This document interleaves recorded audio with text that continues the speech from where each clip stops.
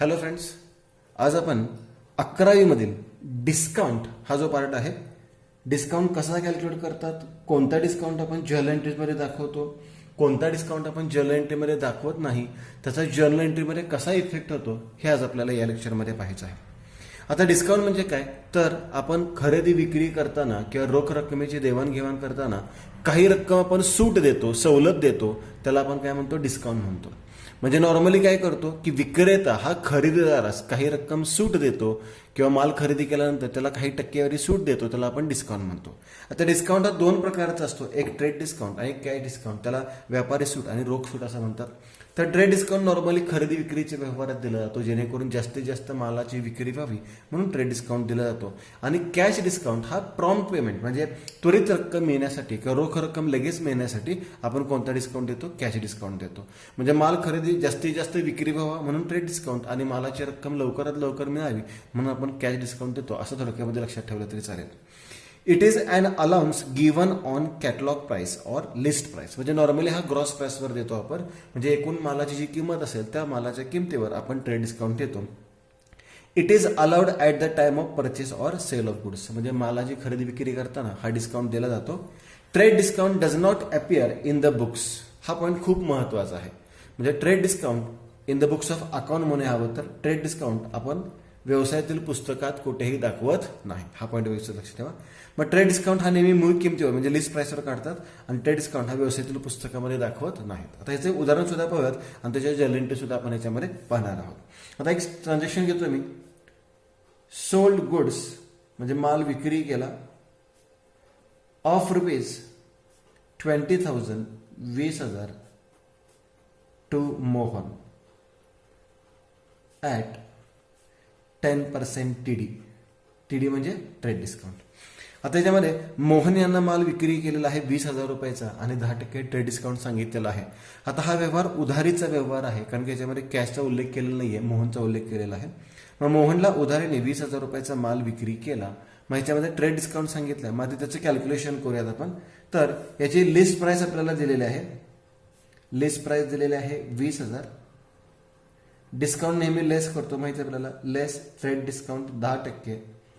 कोणत्याही संख्येचं 10% काढायचं असलं तर शेवटची संख्या कॅन्सल करायची. म्हणजे ट्रेड डिस्काउंट किती रुपये आलेला आहे, 2,000 रुपये. म्हणजे इथे व्यवहार किती रुपयाचा झालेला आहे, 18,000 रुपयाचा. आणि आता हा पॉईंट लक्षात घ्या की ट्रेड डिस्काउंट आपण व्यवसायाच्या पुस्तकात दाखवत नाही. म्हणजे एंट्री करताना मूळ किंमत आणि ट्रेड डिस्काउंट आपण विचारात घ्यायचं नाही. तर एंट्री फक्त किती रुपयाची होणार आहे, 18,000 रुपयाची एंट्री होणार आहे. आता इथे आपल्याला नियम माहित आहे. डेबिट कशाला करतो आपण, जे येईल किंवा मिळणारा किंवा खर्च. आणि क्रेडिट कशाला करतो आपण, जे जाईल किंवा देणारा किंवा उत्पन्न. आता याच्यामध्ये उधारीने माल विक्री केलेला आहे, काहीही आपल्याकडे येणार नाहीये, कॅश तर येणारच नाही, कारण की हा उधारीचा व्यवहार आहे. आपण माल उधारीने विक्री केलेला आहे, म्हणजे आपल्याकडे काही येणार नाहीये. पण मिळणारा कोण आहे, तर मोहन मिळणार आहे. म्हणजे मोहन अकाउंटला काय होणार आहे, debit. Debit the receiver, Mohan account debit. त्याची अमाऊंट किती येणार आहे, 18,000 टू आपल्याकडून काय जाणार आहे, गुड्स, माल जाणार आहे. परंतु गुड्स लिहिण्याच्या ऐवजी आपण त्याला काय म्हणू शकतो, सेल्स अकाउंट पण म्हणू शकतो. To sales account 18,000. म्हणजे ट्रान्झॅक्शन व्यवहार जरी 20,000 रुपयाचा असला तरी आपण लगेच 10% ट्रेड डिस्काउंट दिलेला आहे. म्हणजे मालाची जास्तीत जास्त विक्री व्हावी म्हणून आपण डिस्काउंट दिलेला आहे. मग इथे आपण किंमत दाखवताना किती रुपये दाखवणार आहे, 18,000 रुपये. हा 2,000 रुपये डिस्काउंट आहे, याचा उल्लेख आपण जर्नल एंट्रीमध्ये करत नाही. हा झाला, हे झाली पहिली ट्रान्झॅक्शन. अजून एक ट्रान्झॅक्शन घेऊयात. Number 2, bought, BOUGHT. बॉट म्हणजे खरेदी करणे. Machinery of rupees 45,000 from JP machines. दुकानचं नाव आहे JP मशीन्स ॲट 5% TD. आता याच्यामध्ये सुद्धा मी ट्रेड डिस्काउंटचाच उल्लेख केलेला आहे. आता याच्यामध्ये सुद्धा आपण आधी कॅल्क्युलेशन करूयात. लिस्ट प्राइस आपणास किती रुपये दिलेले आहे, 45,000 लेस ट्रेड डिस्काउंट 5%. आता 5% कसा कॅल्क्युलेट करतो, तर आपल्याला 10% माहित आहे. एक व्हॅल्यू जर आपण शेवटची कॅन्सल केली की 10% मिळाला 4,500. मग त्याच्या हाफ करा, म्हणजे अमाऊंट आली 2,250. म्हणजे बॅलन्सिंग फिगर आली 42,750. आता इथे एंट्री किती रुपयाने होणार आहे? 42,750. पहिल्या ज्या दोन्ही व्हॅल्यूज आहेत त्या आपण विचारात घेत नाही. आता इथे मशिनरी खरेदी केलेली आहे, जे एल त्याला डेबिट करतो. काय येणार आहे आपल्याकडे? मशिनरी येणार आहे, मशिनरी अकाउंट डेबिटेड. आता व्हॅल्यू किती घेणार आपण? 42,752.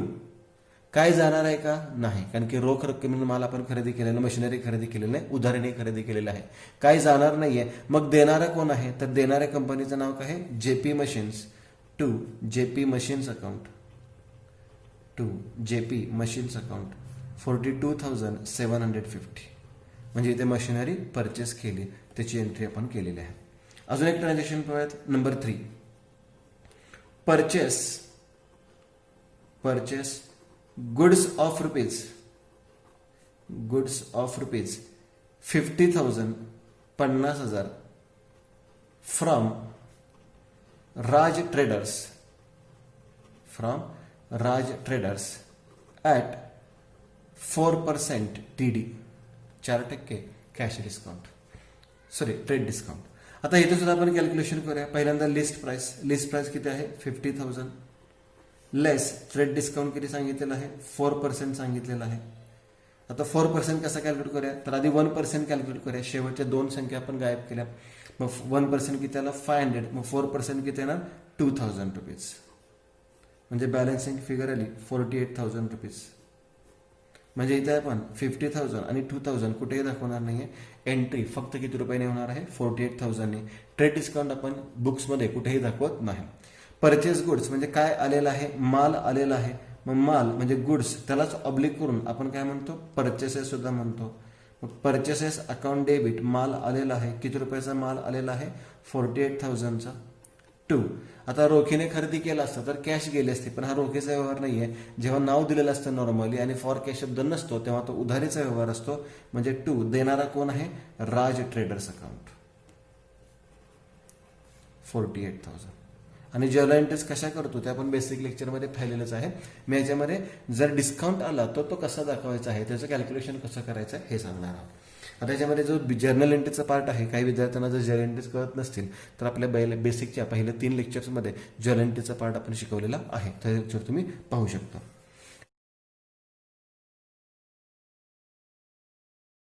आता याच्यानंतर कॅश डिस्काउंट बघूयात आपण. आता कॅश डिस्काउंट मी सांगितलं की नॉर्मली आपल्याला त्वरित रक्कम मिळावी, लवकरात लवकर रक्कम मिळावी म्हणून आपण काय करतो? कॅश डिस्काउंट देतो, जेणेकरून आपल्या व्यवसायामध्ये रोख रक्कम लगेच येईल आणि ते आपल्याला परत त्याची गुंतवणूक करता येईल.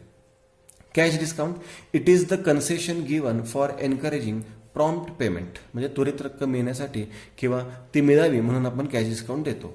Cash discount is calculated after deducting म्हणजे वजा केल्यानंतर, after deducting trade discount, since it is a loss to the seller, कारण की हा विक्रेत्याला नुकसान असतं, कारण की विक्रेता सूट देतो म्हणजे त्याचं नुकसान आहे.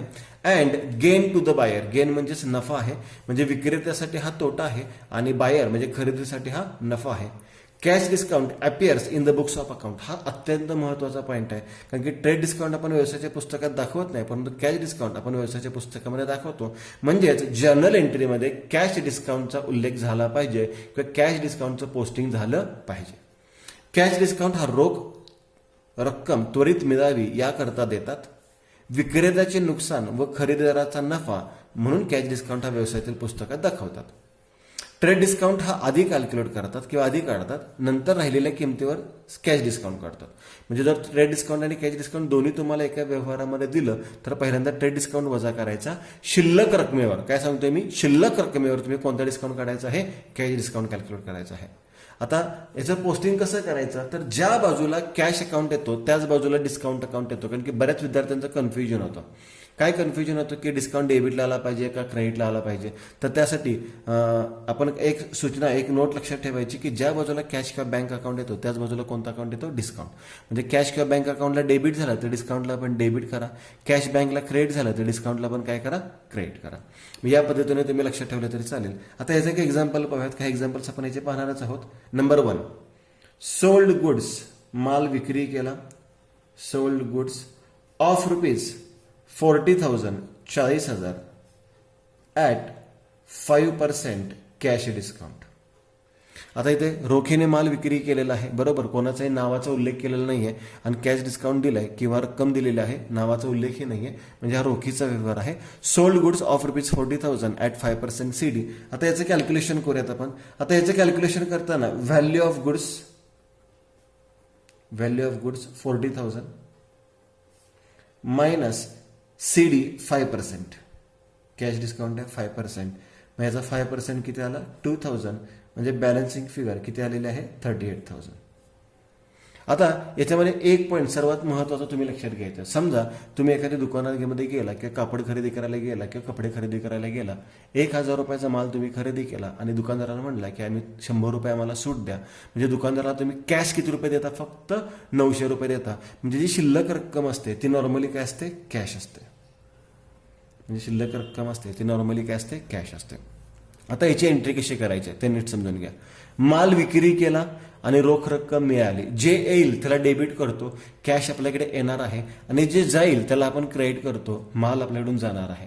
पण आता इथे मात्र मी सांगितलंय की हा कॅश डिस्काउंट आहे, त्यामध्ये इथे सर्व अमाऊंटची नोंद होणार आहे.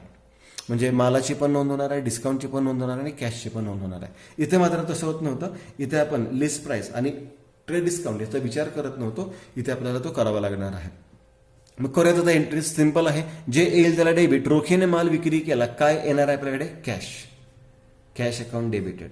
आता दुसरा एक पॉईंट मी तुम्हाला सांगितलेला आहे, एक लक्षात घ्यायचं आहे की ज्या बाजूला कॅश अकाउंट येतो त्याच बाजूला कोणता अकाउंट येतो, डिस्काउंट अकाउंट येतो. मग कॅश अकाउंटला डेबिट झालंय, मग डिस्काउंट अकाउंटला सुद्धा काय होणार आहे, डेबिटच होणार आहे.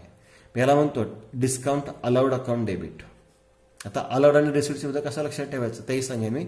2 काय जाणार आपल्याकडून, माल जाणार आहे, त्याला आपण काय म्हणतो, सेल्स, किंवा त्याला आपण गुड्स सुद्धा म्हणूयात, टू गुड्स अकाउंट. आता व्हॅल्यूज कशा फिलअप करायच्या, मी मगाशी सांगितल्याप्रमाणे आपण किती रुपयाचा माल विक्री केला होता, 40,000 रुपयाचा, पण कॅश आपल्याला एक्झॅक्ट हातात किती मिळालेले आहे, 38,000. म्हणजे कॅश अकाउंटच्या डेबिटला 38,000, 38,000, डिस्काउंट अकाउंटच्या डेबिटला 2,000, झाले का 40,000. म्हणजे गुड्स अकाउंटच्या क्रेडिटला किती रुपये आलेले आहेत, 40,000 रुपीज. डेबिट आणि क्रेडिट सेमच असावे लागतात. आता याच्यामध्ये अलाउड शब्द केव्हा घ्यायचा आणि रिसिप्ट शब्द केव्हा घ्यायचा, तर लक्षात घ्या, माल आपण विक्री केला म्हणजे पैसे आले, आणि पैसे येताना कमी पैसे आलेले आहेत आपल्याला. 40,000 रुपयाचा माल विकला म्हणजे 40,000 रुपये यायला पाहिजे होते, आपल्याला मिळालेत किती, फक्त 38,000 रुपये. म्हणजे 2,000 रुपये नुकसान झालं, आणि नुकसान कुठे दाखवतो आपण, डेबिटला. आणि एक पॉईंट लक्षात घ्यायचा, जेव्हा कॅश आपल्याला मिळते तेव्हा डिस्काउंट आपण देतो. म्हणजे कॅश रिसिव्ड असेल तर डिस्काउंट अलाउड असतो, आणि कॅश पेड असेल तर डिस्काउंट रिसिव्ड असतो. म्हणजे अपोजिट डिरेक्शन येतात. म्हणजे कॅश इथे आपल्याला मिळालेले आहे, कॅश रिसिव्ड आहे, मग कॅश अकाउंटला डेबिट, आणि तेव्हा डिस्काउंट अलाउड शब्द वापरतात. म्हणजे कॅश मिळाली की डिस्काउंट दिला जातो, अलाउड केला जातो, आणि कॅश दिली तर डिस्काउंट मिळतो, रिसिव्ड केला जातो. म्हणजे cash account debit, discount allowed account debit to sales oblique goods account किंवा गुड्स ऑब्लिक सेल्स अकाउंट. आता पुढची ट्रान्झॅक्शन्स पाहूयात. Number 2, bought BOUGHT furniture, bought furniture of rupees 24,000, 24,000 at 5% CD. इथे सुद्धा पुन्हा कॅल्क्युलेशन करूयात आपण. व्हॅल्यू ऑफ फर्निचर, किती आहे, 24,000 लेस कॅश डिस्काउंट 5%. आता याचा 5%, आधी 10% काढूया, 2,400, त्याचा हाफ करायचा म्हणजे 1,200. म्हणजे बॅलन्सिंग फिगर आली 22,800. आता मी पुन्हा रिपीट करतो, हा कॅश डिस्काउंट आहे, म्हणजे आपल्याला तिन्ही व्हॅल्यूज दाखवायचे आहेत.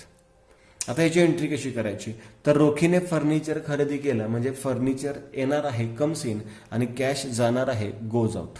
मग फर्निचर येणार, जे येईल त्याला डेबिट, कॅश जाणार, जे जाईल त्याला क्रेडिट. म्हणजे याची एंट्री कशी करणार आपण, furniture account debit to cash account. आता याच्यामध्ये डिस्काउंट सुद्धा दाखवायचा आहे. कॅश डिस्काउंट असेल तर तो व्यवसायाच्या पुस्तकामध्ये दाखवतो आपण. मग काय सांगितलेला नियम तुम्हाला मी, ज्या बाजूला कॅश अकाउंट येतो त्याच बाजूला कोणता अकाउंट येतो, डिस्काउंट अकाउंट येतो. आता इथे फर्निचर खरेदी केलेलं आहे म्हणजे रोख रक्कम आपणाकडून जाणार आहे, म्हणजे कॅश पेड असणार आहे, त्यामुळे डिस्काउंट रिसिव्ड म्हणायचं आहे.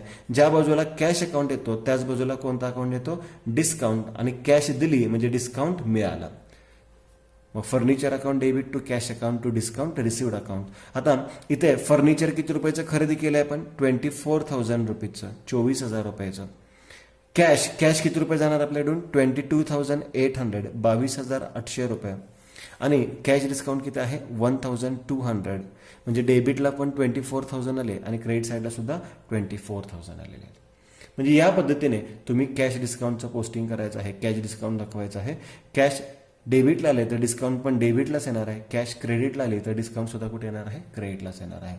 डिस्काउंट डेबिटला आला तर डिस्काउंट अलाउड म्हणा कारण की हा खर्च झाला आणि डिस्काउंट रिसिव्ड असेल तो क्रेडिटला दाखवा तर कारण की हे आपलं उत्पन्न झालेलं आहे. अजून एक ट्रान्झॅक्शन घेऊयात. Number 3 purchase goods of rupees 25,000 25,000 at 6% CD cash discount. आता इथे आपण कॅल्क्युलेशन्स करूयात. Value of goods 25,000 less CD 6%. आता याचा 6% कॅल्क्युलेट करूया आपण म्हणजे 1,500 आला म्हणजे वजाबाकी आलेले आहे 23,500 23,500. व्हॅल्यूज दाखवताना मी सांगितलेलं आहे तिन्ही व्हॅल्यूज आपल्याला दाखवाव्याच लागतात. आता याच्यामध्ये परचेस गुड्स म्हणजे माल खरेदी केला, माल आला म्हणजे गुड्स अकाउंटला डेबिट होणार आहे. Goods account debited. किती रुपयाचा माल खरेदी केला आहे आपण ॲक्च्युली 25,000 आणि रोख रक्कम देणार आहे म्हणून आपल्याला डिस्काउंट सुद्धा मिळणार आहे. मग रोख रक्कम देणार म्हणजे कॅश जाणार आपल्याकडून टू कॅश अकाउंट आणि ज्या बाजूला कॅश अकाउंट आला त्याच बाजूला काय येणार आहे, डिस्काउंट अकाउंट येणार आहे. आता रक्कम दिली म्हणजे डिस्काउंट मिळाला, डिस्काउंट रिसिव्ड अकाउंट. आता इथे गुड्सला आपण परचेसेस म्हणू शकतो, हा पॉईंट सांगायचा राहिला. गुड्सलाच आपण काय म्हणू शकतो, परचेसेस. कारण की गुड्सला आपण परचेस म्हणतो, फर्निचरला पण परचेसेस म्हणू शकत नाही किंवा मशिनरीला पण परचेसेस म्हणू शकत नाही किंवा सेल्स म्हणू शकत नाही. हा पॉईंट लक्षात ठेवा. ही ॲसेट आहे आणि गुड्सला आपण परचेस किंवा सेल्स म्हणतो. माल खरेदी किती रुपयाचा केलाय 25,000 रुपयाचा. टू कॅश किती जाणार आपल्याकडून तर 23,500 क्रेडिट साईडला 23,500 आणि डिस्काउंट किती रुपये असणार आहे 1,500 1,500. म्हणजे या पद्धतीने तुम्ही काय करू शकता, जर्नल एंट्रीज करू शकता.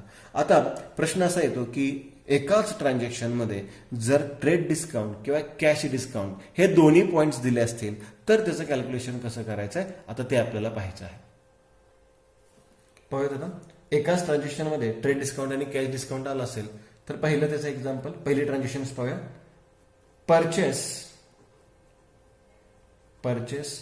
Goods of rupees 40,000 40,000 at 5% TD and 5% CD. म्हणजे कॅश डिस्काउंट सुद्धा आहे आणि ट्रेड डिस्काउंट सुद्धा आहे. दोन्ही डिस्काउंट जर एकाच ट्रान्झॅक्शनमध्ये दिले असतील तर त्याचं कॅल्क्युलेशन कसं करायचं. तर सुरुवातीला आपण घेऊयात लिस्ट प्राइस. म्हणजे मालाची मूळ किंमत किती रुपये होती 40,000 रुपीज. पहिला आपण ट्रेड डिस्काउंट लेस करतो. Trade discount 5%. 40,000चा 5% किती रुपये आलेला आहे 2,000 म्हणजे वजाबाकी किती आलेले आहे 38,000 आणि नंतर राहिलेल्या किमतीवर आपण कॅश डिस्काउंट कॅल्क्युलेट करतो. हा पॉईंट आधी नीट समजून घ्या. कॅश डिस्काउंट पण 5% आहे पण तो 40,000 वर काढायचा नाही. कशावर काढायचा 38,000 वर काढायचा.